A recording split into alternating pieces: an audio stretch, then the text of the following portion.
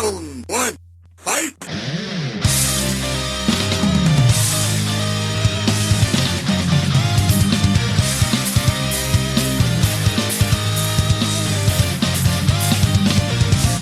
Grim Reaper Gamers are a 25 and over gaming community with members spanning the globe, playing games across all genres, but our roots are in first-person shooters. The only thing we love more than busting Timmies on the digital battlefield is busting on each other in party chat. Bring your thick skin, crack open that drink of choice, and grab your controller, as GRG members are on nightly with official community nights every Wednesday. And now, kick back and relax, because the GRG presents the ReaperCast. Hello, everybody, and welcome to the Grim Reaper Gamers ReaperCast. Since I don't have to do the intro anymore, I can just get right down to business. My name is Johnny Hustler. This is episode number 46. We've got a full panel here tonight, so let's not waste any more time. My co-host tonight, he is the grimmest of all Reapers. He is the man behind the tomato meter. He is probably starting to steam out the ears as we speak because I've probably already taken too long. Lala Calamari, Jack, how the hell are you? What you playing? What you drinking, buddy? Currently, what am I playing? I'm playing a lot of different games, as usual, playing Battlefield. Also broke down and bought the game I said I wouldn't buy, Titanfall 2, but I just couldn't pass up the sale, and I bought it digitally so my kid can get it as well, so playing a little bit of that. Currently, what I'm drinking is some Sam Adams Winter Lager. So it just came out to the beer distributor in my area, so I picked up half a case, and it's going down pretty well. Very nice. Very nice. That's good shit, too. It hasn't hit here yet, but definitely going to get some once it hits. All right. Chair number 3. He is the sexy one. People Magazine voted him sexiest GRG member of 2016. Grex, you're back. Has that tomato can improved any? How you doing? Oh, what you drinking? God. What you playing? What is that? Well, I am drinking one of my last of my summer brews, the Steel in Time from Magic Hat, which is pretty good stuff. And what am I playing? I'm playing Battlefield and recently got back into Titanfall 2. Picked that up off the sale because, I mean, free DLC and a $30 game, I couldn't pass it up. And it's actually quite fun, really fast. But it's been fun even though we get crushed most nights, most games. So it's been pretty good. I'm drinking the usual, the Devil's Gap from our local Kincaid Brewery. The jalapeno ale, still freaking tasty. I loaded up for Thanksgiving too, so and playing wise, I mean, usually the usual Battlefield 1. I also broke down and bought Titanfall. It hit my sweet spot in the $30-something range, so on the Black Friday sale. Did you buy it for every console you owned and the Wii U? No. That Wii U's gathering nothing but dust anymore. So, anyway, let's get over to the fourth chair. We have another new to the show, not exactly new to broadcasting or podcasting, but new to somewhat new to GRG, not new to a few of the members, and but new to the ReaperCast. Vengeful Jedi, how are you, buddy? Great. How's it going? Thanks for having me on, guys. It's going great over here. What are you drinking tonight, and what you playing these days? I'm just drinking cherry Coke because it's a work night. But playing, God, what am I not playing right now? Oh, shit. You're not drinking Diet Pepsi? No. No, that shit'll make your nuts shrink. Anyway, let's see. I'm playing Gears 4, Titanfall 2, Battlefield, Warriors Orochi 3, Rocket League, and I swear they're Overwatch. We'll be talking a little more about Rocket. Oh, which one? Hey, Overwatch. Haven't touched that game in forever. Just kind of I haven't played that. Fell right off. There was a new update recently. They added some game modes, another character. It's actually a nice run to sit and play through. So I never pick it back liked up. the game. I always thought it was a fun game. I don't know. I guess something else caught my eye at the time, and then I never went back. Yeah, I wound up taking mine to GameStop. For some reason, it just didn't click with me with the, I think it was the turrets from the enemies. But The one nice thing about Overwatch is it's one of these new titles from a AAA developer that's giving out free DLC. So, while I do like that and support that, that game wasn't particularly for me. Yeah, for me, as far as shooters, I seemed to like it more than the traditional Call of Duty type stuff. Yeah, I think numbers show that people are liking a lot of things other than Call of Duty these days. But Yeah. All right. So since we do have someone new to the show on, it's time for our Getting to Know You segment. So it's time to put you under the spotlight and interrogate. I'm sorry in advance. So, all right. First things first, the tag, Vengeful Jedi. Yes. Where did that come from? You got a story behind that one? A little bit of one. So, I've been a lifelong Star Wars fan. That I just have to put out there because then it'll make the rest make sense. Valid, accepted, and sometimes required. Yes. So my original gamer tag was Jedi Master CLT. The CLT are my initials. And as we all know, there's a lot of stupid, ignorant, and immature people out there on the internet. And everybody... I don't believe that. I don't believe that for a second. Oh, that's ludicrous. Ludicrous. I can prove it. But so anyway, a lot of people would either misread or just joke around with my gamer tag and call me the Jedi Master Clit. I can see that happening. Oh, yeah. I was going to say, man, first thing I thought when you said it was like, oh, God, he got hell. Oh, yes, I did. So one night I got really drunk and I decided while I was playing, I'm like, you know what? Fuck it. I'm just going to change the gamer tag. So there was a book that I was reading at the time. I forget what the name of the book was, but it was dealing with a gray Jedi, what they call, which is basically somebody that follows their own rules. They don't fall under the traditional Jedi or the Sith. They don't follow either ideology. So, they can do good, but, they can do some bad too. And, one of their bigger things is taking revenge, and I kind of looked at it as, okay, me changing my gamer tag was revenge on all the assholes that were messing with the first one. So I was like, all right, I'm a little vengeful here, and I kept the Jedi on there, and that's where Vengeful Jedi was born. So exactly how big is your neck beard? About here.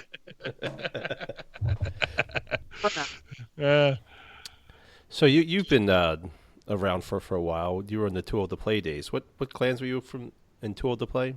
I started off with one called Project Mayhem. That's where I met Beers and... Oh, sorry to hear that. Yeah. Well, I say you guys really got to hate him now because he's the reason I'm here now. So, no, but anyway, I left that clan, just kind of floated around solo for a while. I ended up getting into this other one called Relics of Doom, and then that clan kind of fell apart, and everybody decided to go their own way. And then I decided for a long while, just fuck the whole clan thing. I was like, it seemed like everyone I tried to join just turned to shit. So I kind of just floated around solo for a while, just hung around, did my own thing, just kept talking and keeping up with, the few people that I did actually get to know through there. And yeah, I was talking to Beers a few weeks ago, and he was like, yeah, you should check out the GRG. And I'm like, yeah, sure, I'll do that. So then within like 10 minutes, I had I was signed up. Very nice. Yeah, I remember Relics. They kind of started right about the time when clans started falling apart over there. So I don't think they had much of a chance. Gears of War. Yeah, a little bit of Gears and a couple other things, kind of, if I remember right. Yeah, there was that. Norway liked Call of Duty. He ended up throwing me in charge of trying to organize the different clan nights and what we were playing. So I tried to put something different like every night, or for the clan nights that we would have, I tried to kind of mix it up. So I would say that we would try to play like Forza one Friday or Gears the next, just trying to kind of hit everybody's interest. Yeah. I remember that group because I had a couple friends. I was kind of on the fringe of that group there. I had a few friends that were part of that as well, and so I remember Relics. Yeah, they invited you when they needed easy kills for clan night. Everybody did that. Yeah, that's what we do. The only reason we keep you Yeah, around. that's the only reason you kept me in shoot. Yeah, that's why I'm here. It's all right. Y'all need the voice for the show. But all right. So, what got you started in gaming? Earliest gaming experience, what got your grip? What grabbed hold of you in this hobby? Okay, so my earliest gaming well, let's put it this way. My gaming is so old school. My first console had a wood grain panel. Join the club. The old school Atari. God, we love it. Atari. Oh yeah. Atari, I had the standard. Pong device, but yeah, the Atari as well. Yeah.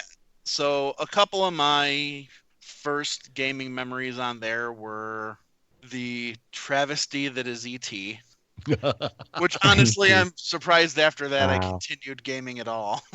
You just didn't know any better back then. Yeah, true. I remember there was Star Wars, and I didn't play that version of Pac-Man, but I'd played it like in an arcade somewhere. But I was such a Pac-Man junkie. I put hours upon hours into that Atari version even. yeah. Not quite proud of that. No, I'm terrible at Pac-Man. Never any good at that game. Yeah. But as far as what got me into gaming, I was born with some health issues. And one of them being bilateral club feet. So I had to have a number of reconstructive surgeries when I was really young. So I couldn't get around and move around a whole lot. So video games was one of those things that, we had around the house that could keep me occupied. Awesome. See? Yeah. It's a great, In fact, it was great hobby for everybody. Oh, yeah. In fact, it was funny. That's actually where I learned how to play chess. They had a chess game on the Atari, and I remember my dad sitting me in front of that and just forcing me to learn how to play.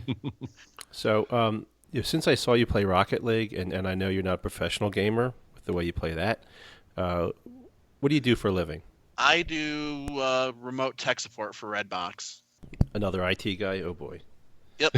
So I remotely troubleshoot the kiosks, and then when the field technicians and merchandisers need a hand, they'll call in for my help.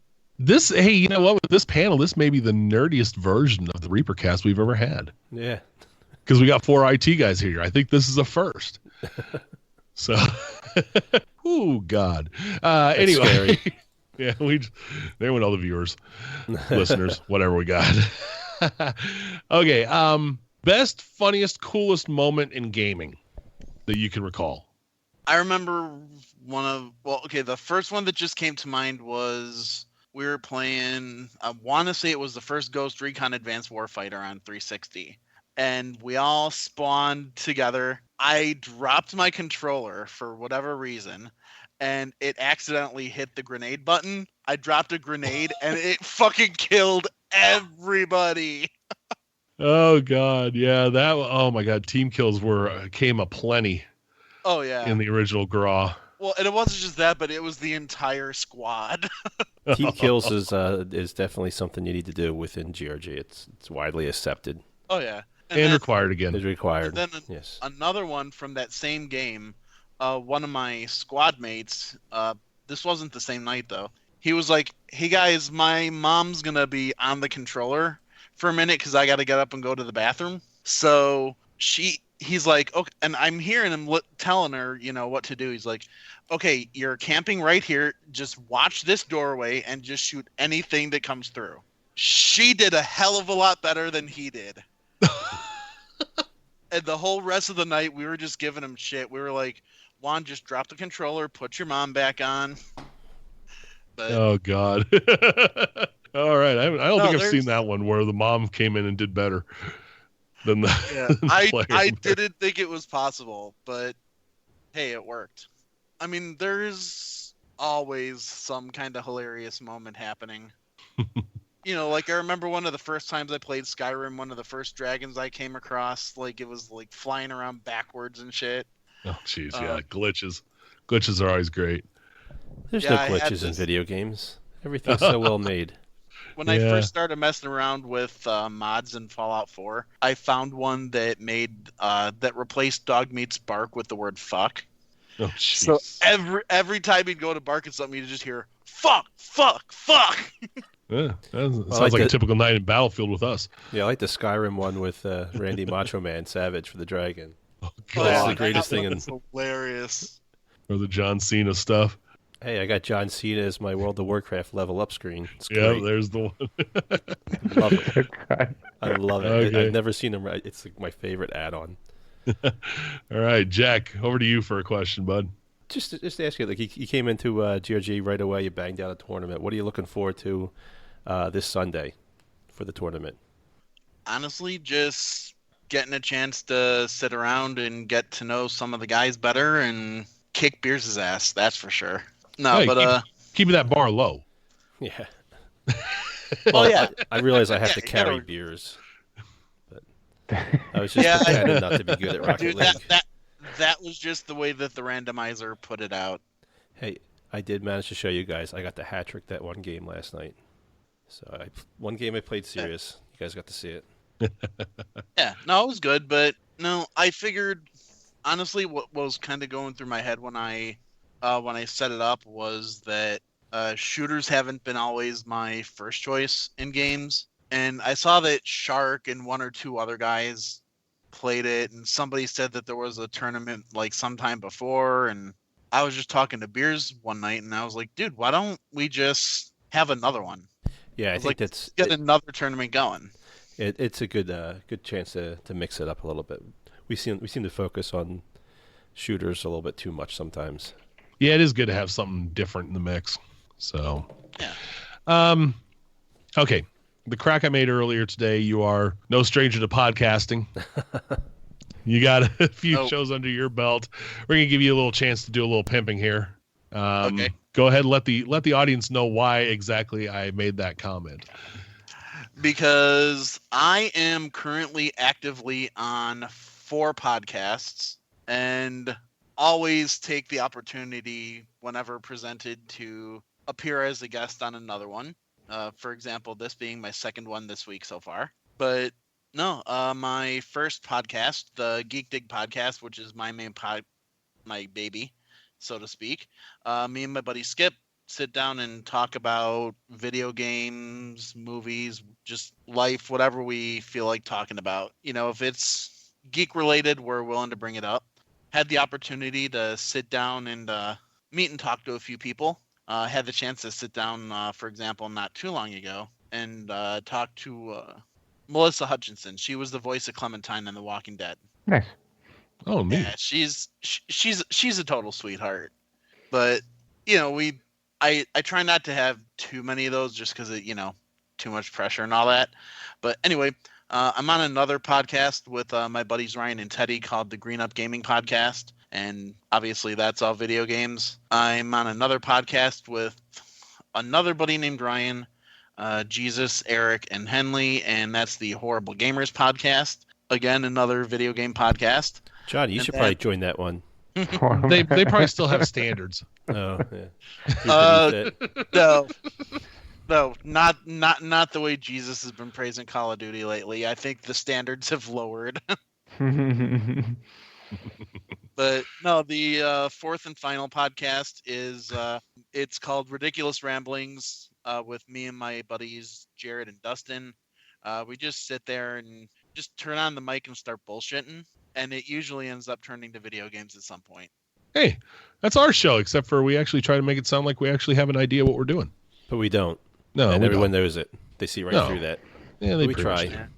Yeah, but that one records so infrequently, it's almost like I'm not even on a fourth podcast. I'm just like 3.5. Well, that's all right with all the dang shows you're on. For God's sakes, man. Think you're Howard Yeah. Stern or something. No. No, and it's funny because before I started podcasting, I was just one of the most quiet, shy, didn't want to say a word. Now I can't shut the fuck up. Well, hey, you know what? They're fun to do. So, all right. Well, thanks for joining us, and thanks for doing this segment. It's good for the other members of the community to get to know you, and obviously they'll get to know you a little more about you as we shoot through community events, news, and the roundtable discussions. So thank you. Excellent. Oh, you're welcome. Thanks. All right, so let's get over to those community events. We got a fairly decent calendar for being a holiday weekend where we're all going to be fat, stuffed, and napping, but and probably boozed up. But obviously, refer to grimreapergamers.com/events for the full calendar. Current events going on right now. Monday nights are Titanfall 2 night, taking a little break from Halo. Grex has jumped ship from Bungie over to Respawn of late to bring Titanfall 2 to the masses, as the discount on Black Friday sale has brought more people on board with Titanfall. And Bungie 343 now. 343, sorry. God, my bad. Though I was on the Destiny crack for quite a while. Yeah, when the Iron Lords dropped. So I expect to see this Titanfall 2 night really pick up. I know last night a few of us were practicing for Rocket League that actually have Titanfall, but between the sales that have been going on and what's going on this Friday, I know the ranks are definitely growing, and we'll see probably at least a full lobby, if not a nice full private lobby running for Titanfall 2. we could definitely get a full lobby going right now. Oh, I've had full lobbies. A full private. A full private, a full private room would be nice. So some custom games together. That'd be fun. Cool. All right. Tuesday nights are Destiny Reset nights. Still going through the old through 343, not Bungie's. No, that's Bungie. God, I'm all fucked up tonight. Bungie's crack this time, not the Halo stuff. We're talking Destiny. Did you have too many Destiny ears Reset. Of corn tonight for dinner, or? I think I might have had a couple too many beers for dinner. So Destiny Reset night. This is Bungie's baby. So still going through Reset. Got a lot of guys still playing since their Eyes of Iron dropped. Wednesday nights, Community Night. Lots of Battlefield, lots of Titanfall, lots of Destiny. Going to have some people probably practicing on Rocket League for an upcoming tournament here coming up that we'll talk about in a moment. Friday night, Battlefield, and as Jack mentioned a moment ago, Titanfall. Going to be doing a Friday night event. So if you need to get some gaming in after you slept off that turkey, join us for either Battlefield or Titanfall on Friday night. Saturday Night Survival. Division has dropped its survival mode for Xbox One. And Jack, you're hosting the survival night, aren't you? Yeah, we'll be running the survival night for Division. Kind of looking forward to this. This is a game mode that's, I guess a lot of us wanted to play from the get-go with the Division. You basically start off with like a pistol, and you got to build up supplies and find different things to get to the end. So I haven't played it yet, so I'm kind of looking forward to it. Very cool. And wrapping up this week, Sunday night, the 27th, is a Rocket League tournament on the Xbox side for GRG, and that is being hosted by Vengeful Jedi. So get some Rocket League in there. And we're hoping to get a few guys streaming this on the Twitch as well. So this is going to be a good time. I always look forward to GRG tournaments. A lot of guys, they take the tournaments very serious, but in a lighthearted way. Like everybody comes and plays their A game. They're playing to win, but leave the egos at the door, and no one gets real butthurt over it. It's a good time. Yeah, tournaments are great. So check our Twitch channel out. We will have some people streaming that tournament. Should be a real good time. And as always, Rocket League is pretty damn chaotic, so lends itself to our abilities very well. All right. As mentioned, go to the events page at grimreapergamers.com to check out more. Let's get over to gaming news as it affects the Reapers. A little bit of retro news. The NES Classic finally dropped, and it has been a bitch to get. The 30 games, the retro feel, it's that little mini console, has 30 games loaded, including some classics like Mario and Zelda and Tecmo Bowl. One thing we've noticed, it's hard to get one. So do we think Nintendo's done a little demand creation again? Absolutely. Yeah, I think that's what they did again. I mean, I've seen a couple of people actually get their hands on one, but I believe Walmart has like a 1 hour window at like 5 Eastern or Central that they've been selling a handful. But otherwise, they're going up on eBay for tons of bucks. I mean, these things this isn't like anything new. I have the old Atari one. It had came with 50 games or whatever like that. Mm-hmm. So stuff like this have been around. Maybe they didn't expect. I don't know. Or of course, if they have to build up the hype now, they'll sell more in for Christmas. I don't know. Yeah, keep it going through Switch. But yeah, they've been these type of units have been around for a bit. They have been. Now, I've heard this one operates a little smoother because it's not pure emulation. It's actually their program code and everything there, rather than the emulation like you see for the Sega and the Atari pieces that have been out on the market. Yeah, what gets me with these, I think the price point's pretty decent, and you get 30 games, and the games that come with are pretty. They're the games you really want to play if you have a Nintendo. The main games. I think and it's easy to use, easy to set up. But I think some of the issues, the controller cord's 3 feet long or not even 3 feet long. What the fuck is that? Yeah, they did short those. They should have why not just make them Bluetooth or Wi-Fi or something, wireless or something? Why would they go wired? And if that wired, why would they only do 3 feet? I mean, you hook up to your TV, you're going to probably be sitting on your couch 10 feet away. I don't know. It seems kind of silly. I think they're going to come out with a wireless controller, though, because it'd be really easy for them to do. All they got to do is plug the little dongle or whatever into the controller port there, and the receiver, and then obviously you got the wireless controller. Yeah, it shouldn't be hard to do. I think wireless is key. I think it's going to be coming, and in a couple of weeks we're probably going to start seeing videos and sites on how to mod that to make it wireless.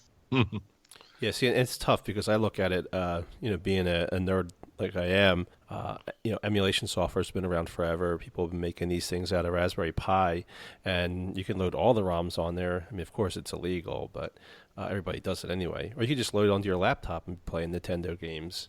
For me, I think it's a neat idea. Would I want one? I don't believe I would.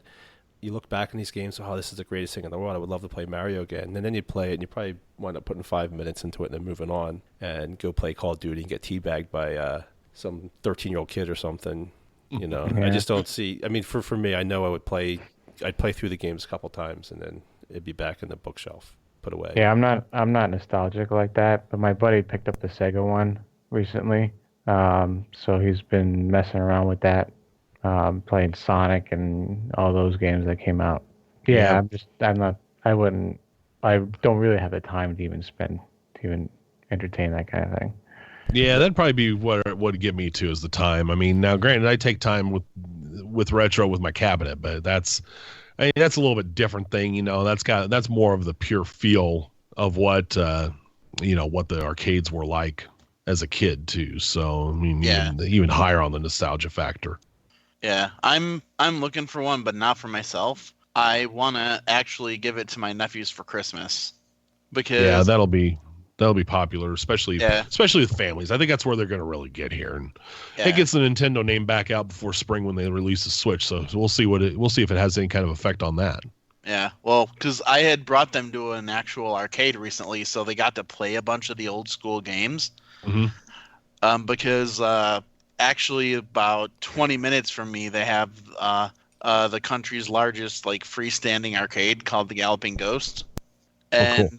Yeah, and so I brought my nephews over there, and they loved it. Even though the 10-year-old being a little smart ass, he looks at me and he's like, "These are the games you had as a kid, right?" "Yeah." "Your graphics sucked compared to what we have now." So I looked at him and I was like, "Yeah, but the gameplay was fun and it was really challenging, and a lot of them were really hard to get through." And he's like, "Really?" He's like, "Can you show me one of those games?" So I threw him on Ghosts and Goblins. Oh yeah. That was it's the old school platformers that get them, and like Mega Man and stuff like that. Yeah. They I don't know, I think there was a YouTube video or something where they were having kids try to play Mega Man, the original Mega Man, and barely making it past the first level. Oh, you see, that would have just been abusive if I threw him on there. All right. So we'll track that one. I want to track that one through the spring to see if it has any kind of effect when Switch comes out as well. See if the demand's still high for this one, even maybe higher than the Switch. Who knows? Other news. NBA 2K17 has released their VR version. Normally this isn't noteworthy except for they've become the first to charge extra for the VR portion, where others that have released through like PlayStation VR have added it to their game, and you could just play the, like Call of Duty or Battlefield or whatever in VR. They've decided to add a $14.99 price tag and not include it on NBA 2K17. So what are they thinking when everybody else is giving it away? Yeah, but or adding it. If you looked at the game, it's not like you're really playing NBA 2K17 in VR. You're playing, it's like these mini games, like some stupid ass, 3-point shooting nonsense. I was watching the one video, and it reminded me of like a Wii U game, with better graphics. I mean, of course, I'm not seeing it in 3D or virtual reality in 3D, but I'm seeing it on YouTube. But I wasn't too impressed with the game, and it's not part of the actual NBA 2K17. It's a whole different thing. It's different. It's just a mini game. And that's all it is. But like you said, and that makes it even more egregious in my mind, is because they're charging $14.99 for what almost seems like shovelware. Yeah, but with an NBA stamp on it. Virtual reality is the hot topic right now. Yeah. So, and they can do it because they can, and people will buy it. I'm curious to see what the actual sales numbers are on the VR stuff right now. I don't know. Nobody's released yet, or at least the major players haven't released a hell of a lot yet. So we'll kind of see where that goes. Yeah. Have any of you guys got to play one yet? A VR game? Yeah, one of the PlayStation VR. Yeah, my kid's been playing it. Every time we go to Best Buy, he gets online and plays their demo unit, and he's begging for one, and we'll see. I don't know. Yeah, I got the Daydream VR from Google coming too. I mean, I'm waiting for that to get here. It came with my phone because I pre-ordered my Pixel XL, so that's gonna be my first VR foray. So we'll talk about that more on the show if I ever get the damn thing. It's been mailing for 2 weeks. I actually got to try one on Sunday. I played the Batman Arkham VR. And my thoughts, if you have any issues whatsoever with heights or vertigo, do not play that game. Ooh, that could be interesting. You've just kind of hit two in my wheelhouse right there, especially heights. Yeah, because everything was fine up until one level, and that it spawned me into, and I just froze. And I'm looking, and I'm like, okay, I can't move. I closed my eyes. I sat down in the chair that was like right behind me, and I'm like, okay, nope, I'm good. I'm not actually outside. I'm not about to plummet to my death. I opened my eyes and I'm like, oh shit, I'm going to die. Oh, wow. So I took the headset off. I'm like, well, I'm done. But it looked and handled great up until that point. I figure I was on that thing for about a half hour before I just couldn't do it. All right. Well, we'll talk more about VR, I'm sure, coming up. Like I said, I'll mention it when I'm going to tell, once I get a chance to play with the Daydream one, we'll see what the phone-based is like versus some of the others as well. So further down the line in the news, Xbox, Black Friday's coming. Let's face it. I mean, we're recording. This is Tuesday night, the Tuesday before Thanksgiving. You'll be listening to this tomorrow, or maybe even as you're eating turkey if you want an appetite suppressant. So, Black Friday is coming. Xbox already has their sale going. We've already mentioned Titanfall. What was it, $36? I think it was for. It's Titanfall. Even going to be less on Black Friday. I think Target's got it for $27. Other people have it for $30. Yeah. Same with Battlefield 1. Battlefield 1. We haven't heard anything on PlayStation yet. Nothing's leaked, which is kind of surprising at this point, but nothing's leaked on the PlayStation side except for like what the big box stores are selling. I think I've seen Battlefield from $27 to $35. Some of the consoles are getting down to the Xbox One S. Some of those bundles are getting down to $250. It's crazy. There's you get the Xbox S with 500 gig drive, Battlefield 1 for $250. Dell is going even crazier. They have that package. They're putting in Gears of War and an extra controller. And we're seeing, that's crazy. That's who can bundle more stuff. I've seen several multi-controller ones. That's absolutely. If you can get on that Dell one, if you're looking for an Xbox, that's the deal to get. I think I've even seen a PlayStation Pro bundle for $350 out there. A couple for $399 that bundle in extra. The PS Slim is getting down to $250. There, Black Friday's going nuts, and you know what? Traditionally, the sales have gotten better. Maybe not necessarily on the digital side, but as you get closer to the holidays, the stores start dropping even more prices. I've seen some TV bundles even. So yeah, big games are going out for Xbox. PlayStation's going to be sending some out, but like I said, we haven't seen prices yet. I think I've heard that I think they're going to be announcing theirs tomorrow, possibly. So we'll see what the PS side gets as far as sales as well. Division 1.5 patch has released. Also, this is the DLC, or it contains the DLC for survival mode. If you have the season pass or buy that DLC, Jack, we're going to let you talk on that one since you're hosting the. Yeah, I haven't actually played it yet, so I don't fucking know what it has. Notice that the survival mode, it's you can have a group of 24 players. They go in, you start with a pistol and no supplies. So you basically go out and scavenge everything. I guess kind of like a DayZ or one of those type of games. Gear your guy up, and as you progress further and further into the zone, you face harder enemies. So I even have to craft some things. There's you're affected by the environment, so it's cold, and you start off with like just a basic suit. So you need to get more clothes to stay warm so you can survive. Otherwise, you'll freeze to death unless you go to a fire or something to warm yourself up. So that's kind of like that's kind of like an Ark or a 7 Days to Die element. Yeah, it's definitely they start you all over, and you can die real easy. You're in the middle of like this nasty blizzard, so it's. Yeah, I would say probably a little more 7 Days to Die, based on what I know about both of those games. A little more of the 7 Days style than even Ark. I think I think it's a 2-hour time limit. Then you're also you're infected. You have to take medicine every certain amount of time. So there's a lot of things like you have to eat. You got to take this medicine. So you got to find those things. I'm looking forward to trying. I think it's going to be a blast. Yeah, it could be very interesting. It's gotten some interest sparked again in the division within GRG, so that'll be interesting to see how that carries through. Yeah, I already have it downloaded, Packed so fall. I'm ready to go. Yeah, big time packed fall for everybody. So, and if you felt you needed more games, Xbox Live, Major Nelson has announced the games with gold, and they got a couple of really good ones, especially on the Xbox One side.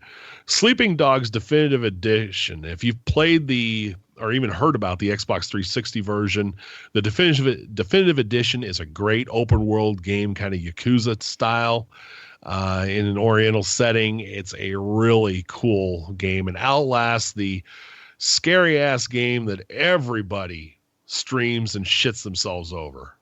Really good stuff, especially on the Xbox side there for games with gold.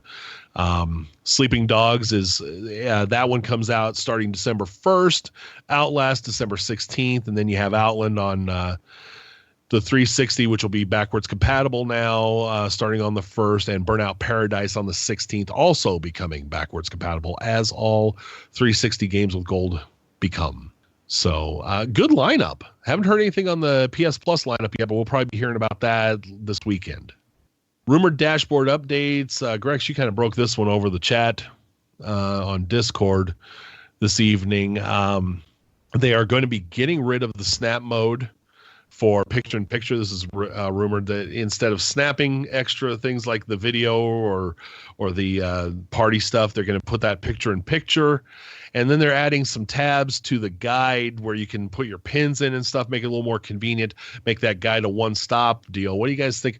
Especially this guide rumor where it's going to become a lot more convenient. What do you guys think of that? Yeah, so they're getting rid of a lot of the Windows 8 elements Thank God. The old UI. So they're cleaning that up. The snap, getting rid of that is, I think, huge because that's a lot of real estate that you end up losing. Well, and it doesn't unsnap or shit with Cortana. Yeah, I think that's the main problem they're getting rid of is because there's no more Connect, or people aren't buying the Connect. Just accessing it through Cortana or your controllers is a giant pain in the ass, and it's just not. Well, even with Connect, it's screwed up with Cortana. Yeah, it's a pain in the ass. So they're moving. Yeah, so I guess the rumor is that they're going to dump it because now they're not allowing developers to even code to it. So I guess that's where the rumor is that they're going to dump it and hopefully move to a pick and pick mode so you can still have videos and stuff like that. And then the new guide stuff to hopefully make it more fluid to access things without having to leave your game or whatever. So smooth things out a bit. It looks like, too, they're going to make it quicker to bring up your friends menu and stuff like that. Where now you currently have to jump through hit a few buttons. It always drove me crazy trying to get to a friend or send out an invite or accept an invite. They actually have to hit like so many different buttons, and the time it takes the UI to get there, it's frustrating if you're in the middle of a game. Well, it sounded like the big thing they were getting rid of was the double tap to even get the guide. Yes. And I mean, if anyone's listening from Microsoft, I would love it if we could sort friends or put friends in folders or some way of tagging friends. It's just I have like 400 on my list right now, and it gets kind of crazy seeing who plays what, who does what. I would love to be able to tag people. All right. Or at least filter by game. That'd be awesome. Oh, that By would what be they're awesome. playing. And if they could bring back something like the beacons that we had on 360, where you go to start up a game and it'll tell you who else is playing it. Yeah, because right now they embed it in the graphic of the game, and that's not it. You have to go to the game hub to find it all, and it's too many clicks. Yeah, Too many clicks. Because it just shows the gamer picture, and the problem is I could have like 10 friends with the same gamer picture, so I'm not going to know who the hell's actually playing it. Yeah. Yeah, they got to make that simpler. So here's hoping maybe we start that push towards getting a lot simpler, a lot more streamlined, like the old system used to be.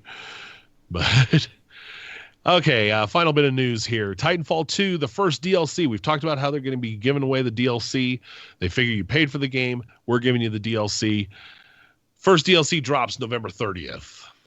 The Frontier News Network blog post talked about what they're handing out with this DLC, the Angel City map, an old map from Titanfall 1 remastered for 2. Those that pre-ordered get access on November 30th. Other players will get access to that map starting the 3rd of December. Wingman Elite Pistol. We got various Titan kits coming up. This is also in the forums at forums.grimreapergamers.com. We do have a post up there for that. Check out the Titanfall thread. Lots of different Titan kits going on. I think they got about a half dozen Titan kits there. Yeah, it looks like they added an extra kit for each Titan. They also added, since they don't sell DLC and they're going to give away everything for free, but they still want to make that after game money. So they're actually going to be putting in with this DLC an in-game store, so you can buy skins for your Titans and your guns and whatnot. You can also buy 2 Prime Titans from the store. They'll be the same as another Titan, but I guess they'll just look different. They're not going to be statistically any different than the Titans you can get with the basic game purchase. So I mean, it's nice that they're making money that way, and instead of charging you for DLC. So someone like me that I just don't give a shit about the skins, I'm okay with that. Yeah, they say it was going to be all cosmetic. So we love dress up DLC. As long as it helps pay for the story and the other game modes. We're all for that. I'm just excited to see another developer go this route. Because the one issue you have when you start buying DLC for games like Call of Duty and whatnot, you get to the final DLC and you want to play it, and then you invite all your friends in your party. No one has it. So you're stuck not playing the DLC you just spent $15 to buy. I'm like, this sucks. Well, let's face it. If the DLC is good, lots of people have proven. I mean, GTA's proven people will buy the dress-up shit. Yeah. Hand over fist if the rest of the DLC is good. I mean, they feel like it's earned, and they throw that money out. Halo did it. Halo's doing it very successfully. Oh yeah, well the cosmetic stuff will always sell. Yeah, customize your character, make them look different. All that stuff. Individuality, absolutely. Yeah, these guys sell more than a lot of mid-sized countries do for their gross domestic product, for crying out loud, based off this DLC stuff. So it's lucrative. Oh, you should see what the Chinese and Korean markets are like with the customization and the cash shops. Oh my God, they'll spend hundreds, thousands of dollars on customizations. How many outfits? Well, why don't you tell us all about that, Kahura? Yeah. How many outfits does Kahura have? She's You got guys, quite a you guys few. think you're paying, $2 and $5 for these things? They're spending, a couple $100 on a costume, like one costume for a character in a game. How much yen did you buy for Kohura?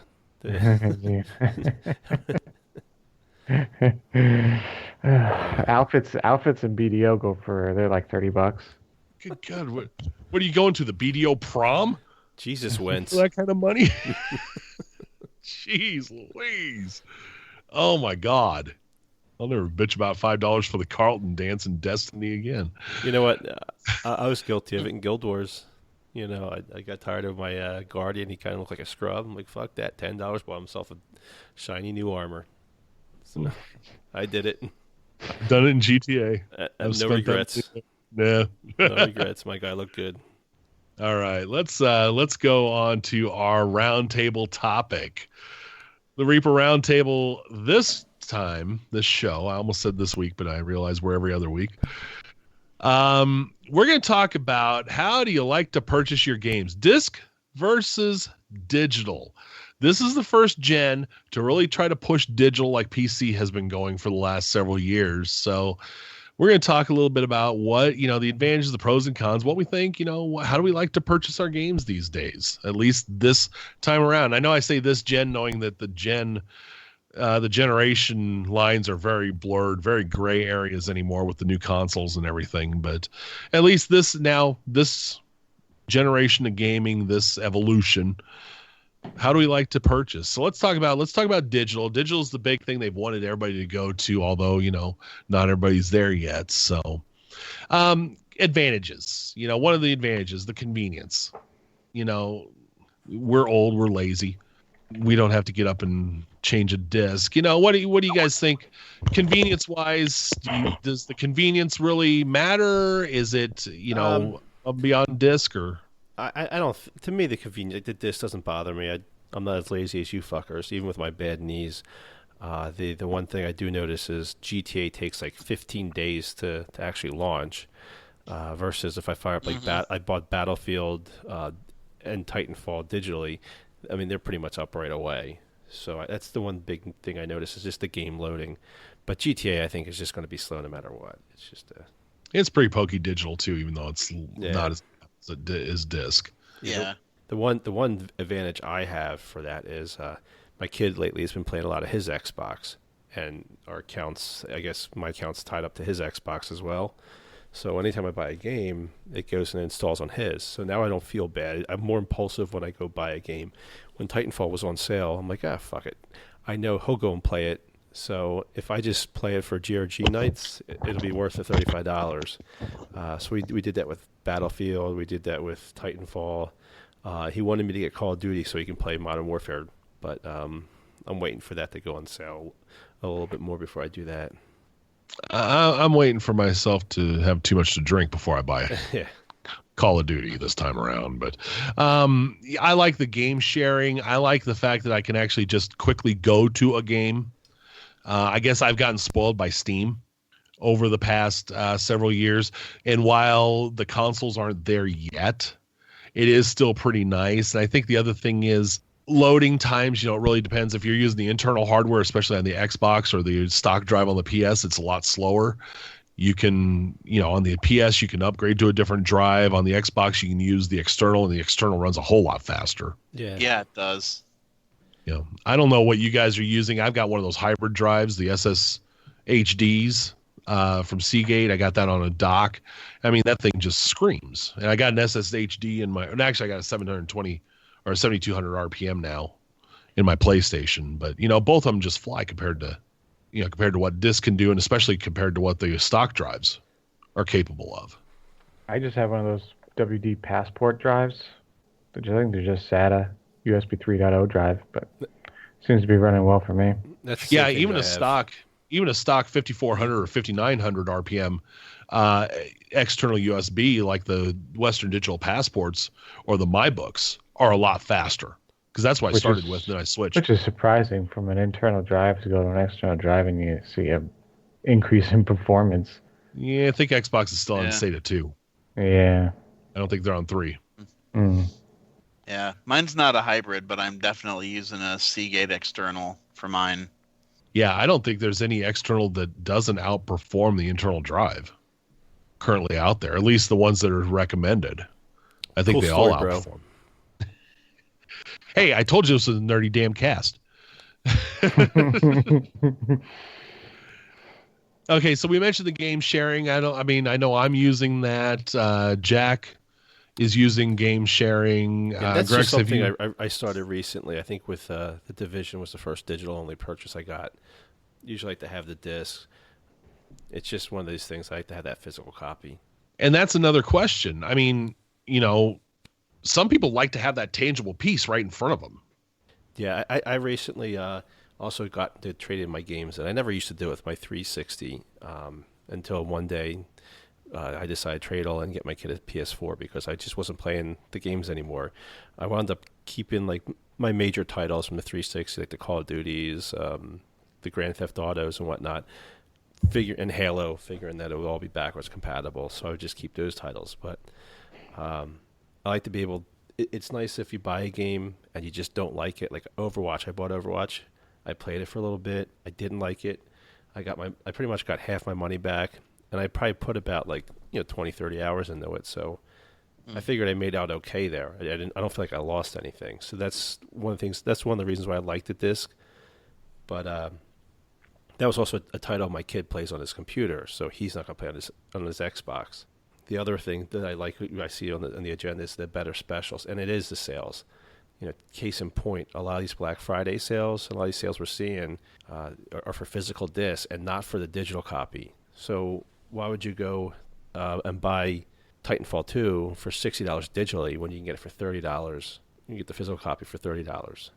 Right. And they seem to work the sales that way. They don't seem to, if they they're pushing you towards digital only, but they're not really making it worthwhile yet. They need to bite the bullet. If you're going to put this on sale, then you need to put the digital version on sale as well. Mm-hmm. And they're starting to get a little closer, I think. It's not there yet. It's not as good as Steam right now. I mean, when Steam puts a sale on, they put a sale on, Yeah.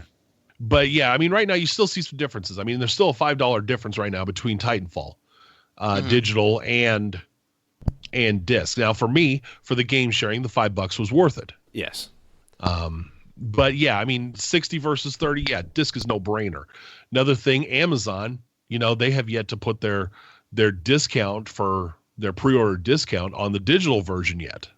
Yeah, So- or even after post-release, when they decide to just put a game on sale, that sale only applies to the physical copy. It doesn't transcend over to the digital. No, so they're still failing in that front. They still need to do better. And I guess that's just I think it comes down to more of a stock, because with digital they don't have to actually stock anything, whereas the physical copy they have to stock it. So that's inventory that they're holding on to. That's value for them. Whereas the digital for an Amazon, it really means nothing because the money is just basically passing through their hands to the developer, right? They might get a cut off the top, but that margin is probably nothing. Whereas the physical copy is they're holding on to that capital and they got to move it. So it's probably more of a business reason than anything else. But they have to shift their business model to more digital, whereas Steam is just ahead of them in that space. Yeah, it's not even close right now where Steam is versus where, and they want to give you a Steam-like experience, but they haven't really taken that plunge yet. No, and the funny thing is, I mean, after all said and done, you don't need the disc after the game's installed, other than copyright issues. Because it's the game's being installed on your hard drive. It's the same way it's being installed digitally, but they just don't want you to hand in that disc around, so you got to leave it in the drive for copyright protection. Yeah. I'm surprised they haven't gone to codes like they do for their, especially given Microsoft. I mean, that's what, I get a disc version of Windows or I get a disc version of Office. I've got a code. I never use that disc again unless I need to reload my machine. So I'm kind of surprised they didn't go that route. Do we see that eventually happening? I don't know. I think right now, another factor might be, certain brick and mortar retailers, GameStop, have quite a hold, especially with the used market and the trade-ins and stuff. And Best Buy's gotten into it, and Walmart's dabbled with it a little bit. I think brick and mortar is still calling a lot more shots than they've been able to call on the PC side because PC was so niche. Plus, it's nice being able to pick up a used game for pretty cheap. So you go to GameStop, pick up a title for $20 instead of like $50 or $60. So. Yeah. And with their return policies and stuff, say you take the game home, you hate it, you return it within that first week and you get your money back. So then you're not out anything. Well, what's funny in the video game industry is that price does not depreciate like it does on everything else in this world. Now, Steam does it. They'll depreciate the price of a game over time, as you would with any piece of software, right? It gets older, it loses value. Mm-hmm. But with games, especially the physical copy in the past, the price never changed. You'd see a $60 game, it would be $60 forever, right? And even new games that come out, price has always been around $60 for a new game. So I think they need to start looking at how they price and depreciate cost over time. But that's it goes back to their business model, and that's like a whole other conversation. And certain distributors or publishers have not been good at depreciating their price. Call of Duty, for example.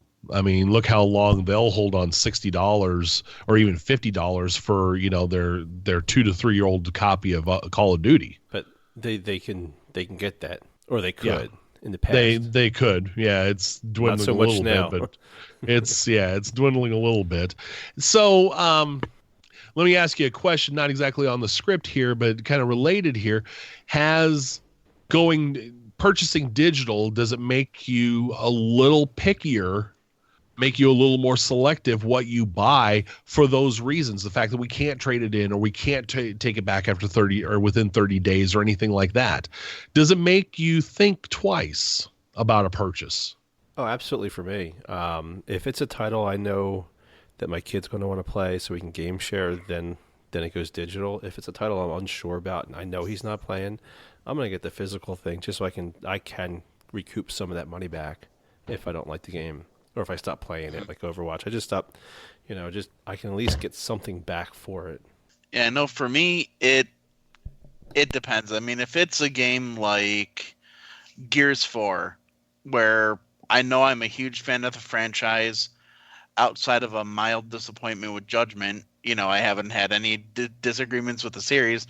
Yeah, I don't mind going and even just pre-ordering digitally that game, because I know I'm still going to play the shit out of it.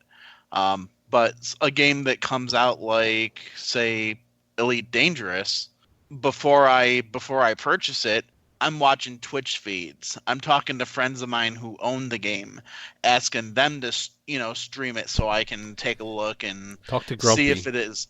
Okay. Grumpy will hook you up in the Elite. Yeah. He's our resident encyclopedia on that game.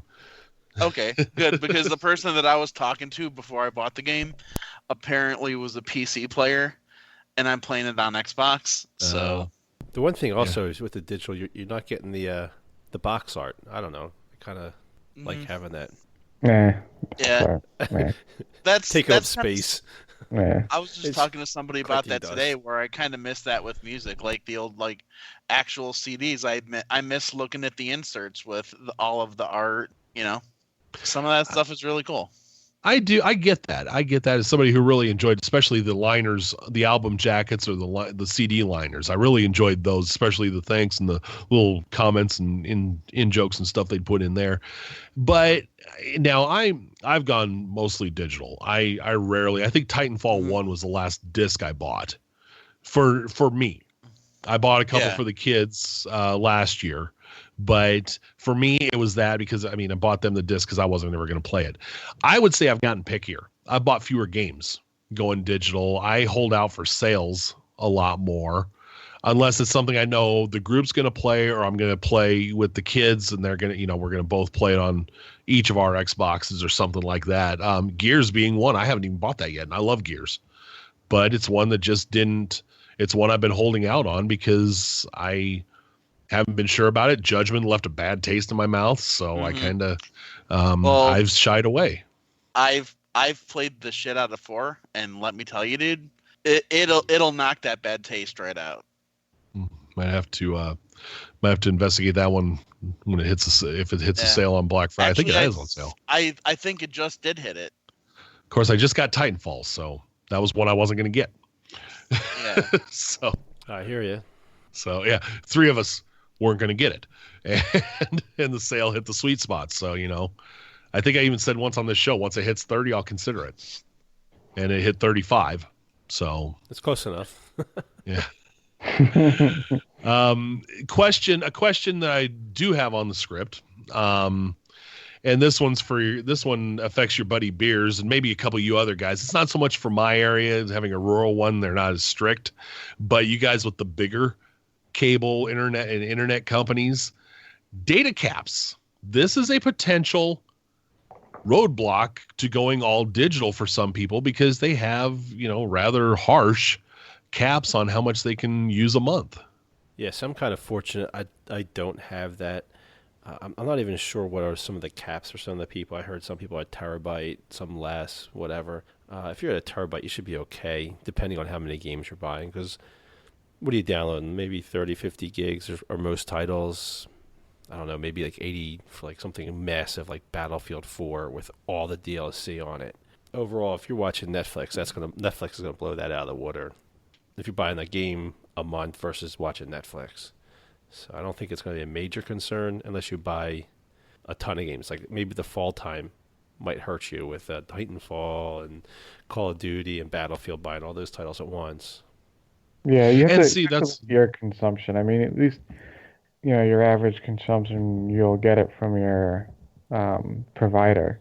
Usually they'll provide you with a good rate of what you're using on a monthly basis. And even with me streaming and not using cutting the cable and stuff like that, I'm still under a terabyte. So a terabyte is good for now. When they start pushing a lot of 4K stuff, I could see me blowing that limit, because I think I'm about 800 gig right now, and I'm full streaming and stuff like that. And I'm a PC player gamer, so I also download a lot of games. So for me, buying the physical copy and being able to trade it in is mostly gravy. But I trade most of my games back in if I have the physical copy. I really don't keep them. Yeah, as far as data caps, I don't know too many areas that have less than a terabyte, but they're probably out there. They're definitely out there. I've seen them. I know Canada's got a couple of them. A couple of guys. H2 is the same way. I think he was kind of small. Yeah, his was probably half terabyte or less, maybe 300 gig. I can tell you right now, I've seen 300 gig as a cap. I would blow right by it. Oh, yeah. I alone would blow right by it. Not even factoring in my kids' Xbox or Netflix or anything like that. I'd blow right by it with my PCs and my Xbox and my PlayStation. All those 4K corn videos. They're just... Corn. You call it corn, I call it porn, whatever. Pornhub. Pornhub, yeah. And there's another good point is actually 4K. Once games and all video starts going 4K, yeah, that's going to shatter caps. That's going to clobber people. That's going to hinder. Caps will hinder 4K badly. Or at least 4K streaming adoption. Yeah. Yeah, that and how much they compress the crap out of it. Yeah, so last month I did 800 gig on my service, so... I have pushed a terabyte. Do you have data caps, Grex? No, I don't have caps.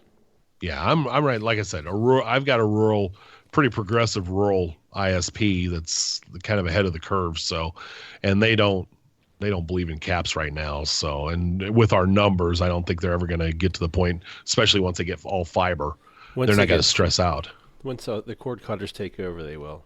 Yeah, maybe. I mean, they offer streaming there too, but they've seemed to kind of encourage some of that too. So, I think our group is a little more enlightened or tickled with technology in that respect, but not everybody's that way. I mean, especially when you get the big ones. The big ones want to push you into cable, and that's why they're capping. Mm-hmm. I have a buddy who just increased his cap, and he ended up getting roped into a cable package. Yeah. It's ridiculous. They'll offer you the deal. They'll offer it cheaper for you with a bundled service, but you're signing up for a 2-year contract, and they're going to jack up the rate for you after 6 months. I mean, you might be saving some now, but 6 months down the line, you're not. So Yeah. we got to be careful of stuff like that. I'm lucky that I don't have a data cap right now, because I'm either downloading or streaming daily. Well, I mean, I'm not obviously buying games every day, but at least the streaming. But yeah, given some of the games that I've been getting and downloading, like I recently got the BioShock Remastered collection, and that was a good little size to download. Well, patches. I mean, patches are getting ridiculous. Oh, yeah. 2, 5, 10, 15, 20 gig for a darn patch. I mean, they get insane. So yeah, I think it was the Division when I just updated that. It was either that or Rainbow Six Siege or something was like a 10 gig update. I think that was Division. I think Gunny was saying that too. If he hadn't updated in a while either. So his was around 10 gig. Mm-hmm. So yeah, that had to be what it was. Poor Gunny's Xbox. It thought it had the sweet release of death, and what the fuck? Do you think when Gunny finally took that Xbox out of the box that he had it packed in when he moved today, when he finally took that out, do you think that Xbox just kind of went? I heard Microsoft mothballed his gamer tag. Oh shit, we thought you were dead. All right, so disc versus digital, it's still, I mean, digital's grabbing hold. Sounds like you're waffling. No, I'm saying it's grabbing hold. It's not where PC is yet. Jammer would not be happy with this right now. It's not where PC is yet. It's a lot better than it used to be. And it's going to keep on getting better. I think sales have gotten better. And I think that encourages more people to go digital. So, and game sharing is awesome. I love game sharing. Then I can say to Gina, I got it for the kids. Yeah, I do that too. I'll text my brother-in-law and be like, "Hey, guess what? You got a new game today."